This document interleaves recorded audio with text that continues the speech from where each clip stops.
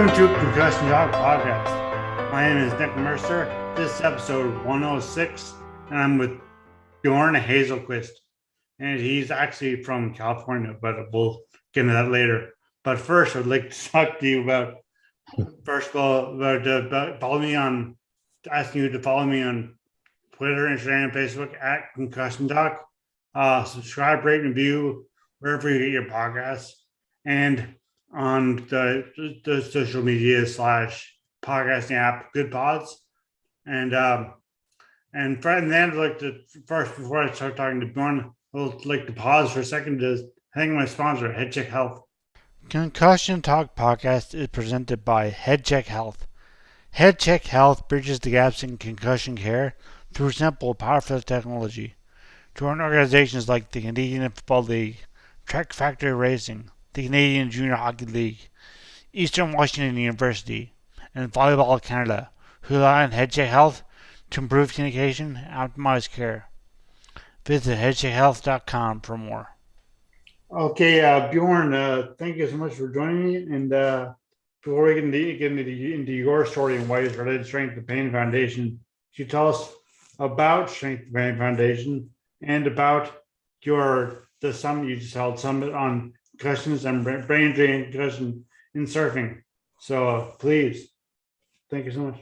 Sure. Thank you for having me. I'm happy to be here. Back in 2010, I had my own surfing accident. I was surfing pretty big waves down in San Diego in California, and I ended up getting inverted on a really big wave and getting smashed into the bottom of the ocean, basically head first. So I got really lucky. I didn't die. I didn't get paralyzed, but I did suffer a pretty significant traumatic brain injury from that experience. And after that happened, I suffered with post-concussive syndrome for close to 5.5 years or so. Didn't get much direction from the traditional medicine, the traditional doctors on what to do. And I finally found some relief doing hyperbaric oxygen therapy after about 5.5 years. It finally relieved the bad headaches and the pressure inside my head and symptoms like that. So after that happened, and a few years later, after I recovered a little bit and got better, I decided to start Strength and Pain Foundation, which is just basically to spread education and awareness about different alternative treatments that help people with post-concussive syndrome primarily. And we also step in financially and help people who can't afford the out-of-pocket costs. In the US, most of it isn't covered by insurance, all of these alternative treatments like hyperbaric oxygen therapy. So we'll step into people in need and provide them assistance with that too. But the foundation basically came from my accident and my experience just dealing with post-concussive syndrome for over half of a decade, it was a horrible experience. So imagine. Definitely. And so this summit was it's drawn by you, but by Strength to Pain Foundation about brain injury and concussion in surfing. And I personally don't know. I can obviously see how brain injury can happen quite easily in surfing, but I don't know the history behind it. But just okay. Well, I guess we'll start off with what the summit was actually like. What was on the agenda for this summit? Basically, we wanted to, like I said before, spread awareness about these treatments such as hyperbaric oxygen therapy or neurofeedback or different treatments that people would consider not evidence-based and alternative treatments, just because they are kind of the treatments that do help people who wind up getting the PCS, post-concussion syndrome symptoms. And I wanted to come from it as a standpoint of even doing preventative treatments too, because a lot of other athletes in other sports, that's what they're doing already, like NFL football players and collegiate athletes here in California. A lot of their athletic departments are just providing hyperbaric oxygen medicine to their athletes already, and they're doing it as preventative treatments if the athletes, especially the ones that play contact sports. So I was trying to promote that as a thing to do in surfing, because surfers get smashed around a lot, even if you don't have direct impact, like I had with the bottom of the ocean, or you don't get hit by somebody else's board. You get thrashed around underwater a lot, similar to just what soldiers would experience kind of in a war zone in a blast scenario where your brain just gets rattled around. If you're surfing really big waves, the same thing happens underwater. You'll get thrashed around pretty good, and if you do that repetitively over and over and over again, obviously there's going to be some form of risk for PCS or even CTE down the line too. So that was the whole point, is trying to get it in surfers' minds to do it more of as a preventative measure as well. And you said it was before the podcast there was a successful summit, like you had a lot of people interested? Yeah, definitely. We had more people show up than what I thought, and we had a bunch of people tuning in online too. I posted it on Strength and Pain Foundation's Instagram. We did a live feed, and then we posted it on our Instagram, and it was great. We're going to have to do another one probably next year, maybe at a bigger venue, just to have more people show up. So I guess now, can you just tell us? Well, no, I guess tell us about your injuries first, and also the surfing, like the risks in surfing, like the most prominent brain injury, the way you get brain injured in surfing, and the way you're injured yourself. My injury, I think my injury probably is pretty common, hitting the bottom. It'll happen a lot, or getting hit by other people's boards or your own surfboard happens a lot too. I think those are predominantly probably the most common, like direct impact blows to the head you can have surfing. And then also the other thing is the big wave surfers specifically, even if they don't have a lot of direct impacts, that, like I was just saying before, they are getting thrashed around underwater. Yeah, and I watched that HBO series, or some of it at least, the 100-foot wave. Yeah. And I know they obviously that's extreme, but what they were doing, I guess, I mean, they're tight extreme, but yeah, I've never personally been a big wave specific professional surfer, but I know some of those guys, and that is like a little niche in the surfing world where that's what they do. They just chase these giant waves around the world. And a lot of those guys nowadays, I mean, there's been a lot of awareness spread already, and they are kind of doing like hyperbaric oxygen therapy and other things as preventative stuff, just because they know they are going to get pretty well blasted underwater when they're chasing waves of that size. It's pretty crazy. It's pretty intense what those guys actually do. So what happened in your injury? You said that you were just you're in California, or you're in Newport Beach, which I don't know what that is. I may know it's near LA, but I mean, or I assume it's near LA, but I don't know. Yeah, we're right in between Los Angeles and San Diego. So Orange County is kind of the suburban area in between. Newport Beach is kind of a nice upscale resort town. Okay. And I got lucky enough to grow up right there and started surfing at a young age, and started competing at a pretty young age too. And when I had my accident, I was competing on the qualifying series of the professional surfing tour. Wow. And kind of chasing my dream, trying to make it happen. Yeah. And I had that freak accident down in San Diego. And right after it happened, I actually thought I was okay. It was a closed head injury, so I didn't fracture my skull or need immediate surgery or anything. There was no blood. Yeah, I was fine. I came in and kind of laughed it off and drove myself home. And then I started having problems, sensitivity with light a few weeks later with my vision and fuzzy vision, stuff like that going on. And I was slurring my speech a little bit. And not even soon after, more like a month or so after, I started getting bad pain in my head and pressurized feeling in my head. And I just went downhill. It went progressively worse and worse and worse until about 6 months later, where I couldn't even get out of bed. I was totally bedridden. My head felt like it was going to explode. Yeah. And I didn't really know what to do. So how did you come to see hyperbaric? Where did you find out about hyperbaric oxygen treatment, and where did you find out about it? Yeah, I found out about it after I went to the Amen clinics here in California. They're located really close to where I grew up and where I live. Amen clinics in Costa Mesa, California. Were they called Human clinics?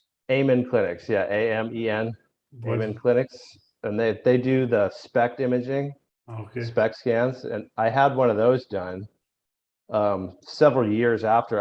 I was just dealing with bad symptoms for a long time. I did physical therapy and stuff, which calmed some of it down. Yeah. And I got a little bit better, but I was kind of plateaued and stuck at this level where I the pain in my head was the debilitating thing. I was laying in bed most of the time and just taking painkillers, and that was my life. And then um, a physical therapist of mine suggested I go to this Amen clinics and get a SPECT scan done of my brain. And I did that, and then they showed me a bunch of abnormalities in my brain, and suggested the best thing to do for the pain I was experiencing would be hyperbaric oxygen therapy. So they were the ones that referred me to it. So, so the ever actually relieved the pain? They just and then was that your main symptom? The My pain? main symptom, yeah, my main symptom was the headaches, and it was this weird pressurized feeling in my head too, where it just felt like my head was being squeezed in a vice and it was going to explode, is what it Yeah. felt like for years and years Oh, and years. And as soon as I did one session, it just went away. It vanished on me.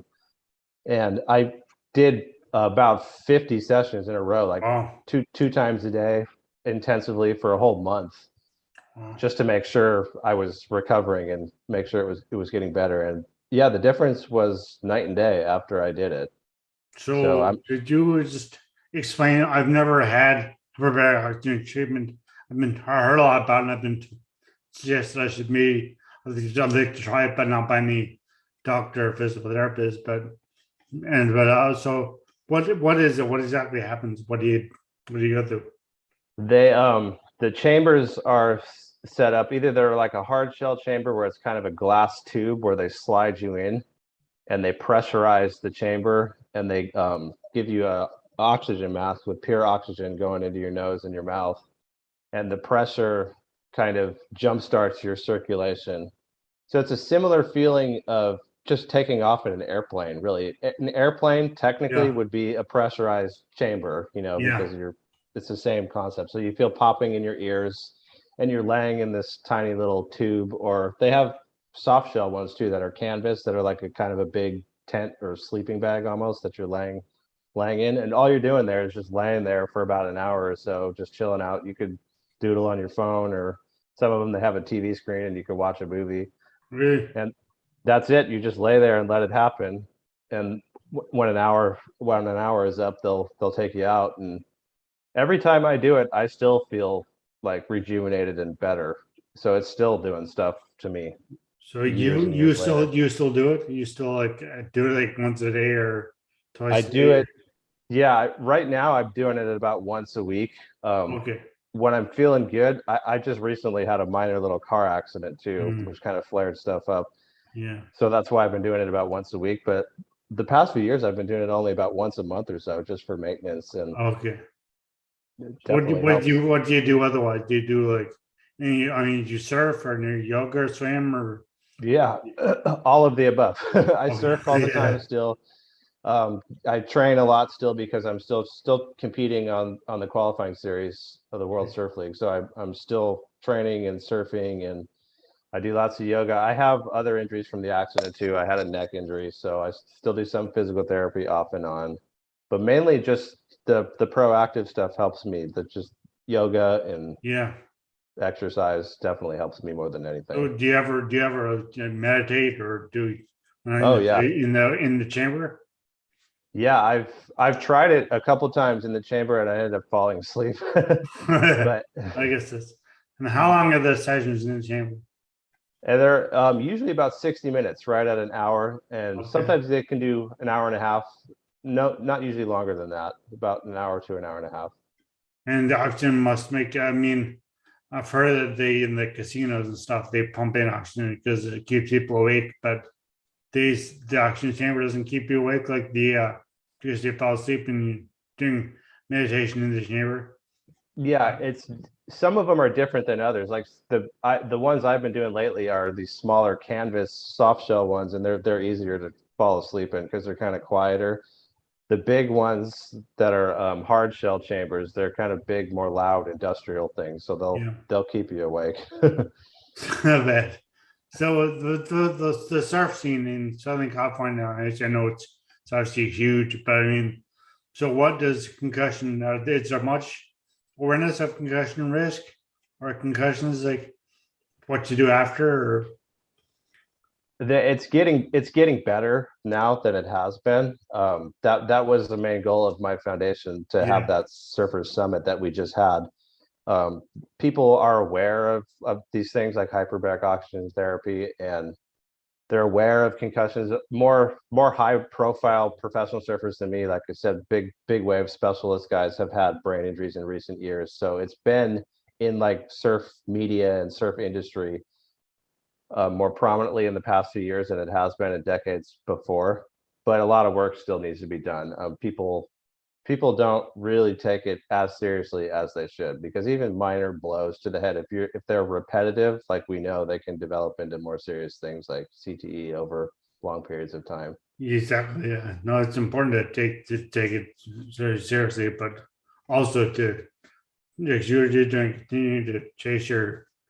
He's just on this one pro qualifying circuit. So what age is what age would say the most of the surfers are there in their 20s or late teens or 30s? Like they It that really have risk of, obviously when you're in your 20s and 19 late teens, you risk greater risk of injury because you're more aggressive, more obviously reckless, that kind of thing. But Definitely, yeah. A lot of the younger guys, it's a whole age range from guys in their teens all the way into their 40s yeah, nowadays, because you can have a long career surfing as long as you don't have a terrible accident.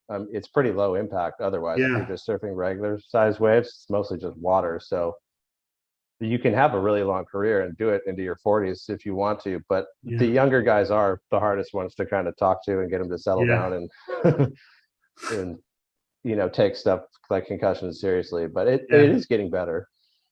And so it's like when you and just regular and you go out say surfing, like I don't know if you're going to tell or not, but like you go when next time you're surfing or at any time, what happens when you're on a wave and you get and it doesn't and you not say fall off, but you just on normal my normal wipeouts are, but normal wipeout, like what happens to your head, to your body in that moment when you're If fall? you're surfing a regular size wave and you fall like Yeah, kind of off balance, you yeah, would probably kind of just get tumbled around a little bit underwater.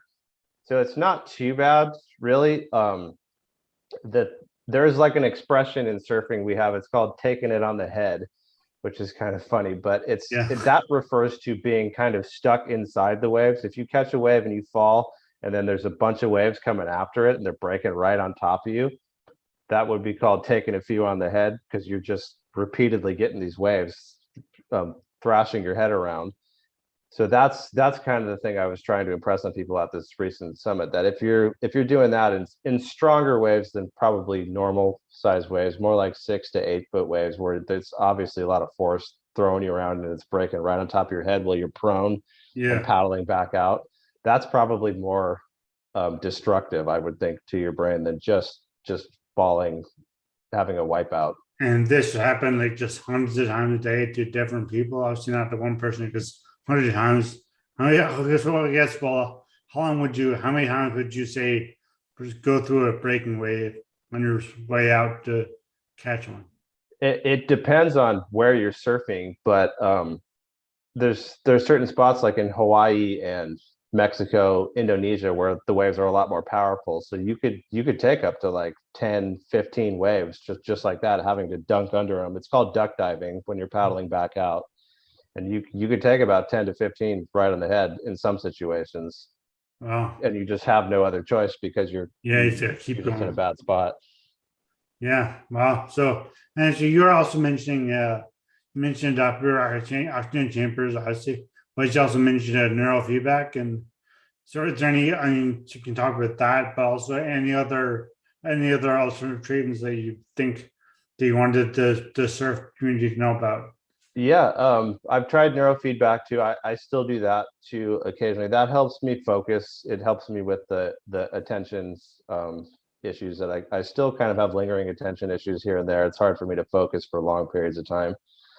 So what that does, it just helps me to calm down and focus more so than anything else. And then other treatments I've tried too. I've tried craniosacral therapy, which is like manual physical therapy. Is And that kind of like chiropractic, or how does that work? kind of, yeah, kind of chiropractic focused, along with like myofascial release focused Yeah. manual therapy, and that's helped me a lot too. And then also I've tried like cold laser therapy, where they've done it right on my brain before, and I That's just a cold laser, but what does that mean? Like, what is it's that? like it's a laser machine where they do an infrared laser beam. They'll do it all over your body for different inflammation issues and injuries and stuff. And I've had it done like a brain injury treatment on my Yeah. brain. And that actually worked pretty well too. It just kind of rejuvenates my brain.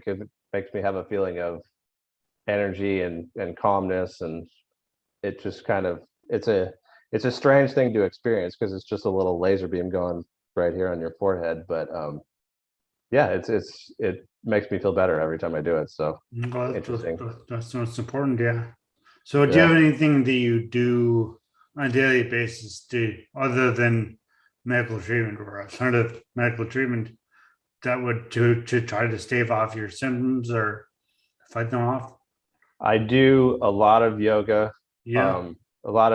I do meditation, not quite every day, but I do it. And I do just a lot of general breath work too, like pranayama breathing and yoga breathing, stuff Okay. like that. That helps with surfing specifically too, just because it increases your lung capacity. And if you have a hold down, you're held down underwater for a long period of time, that'll help.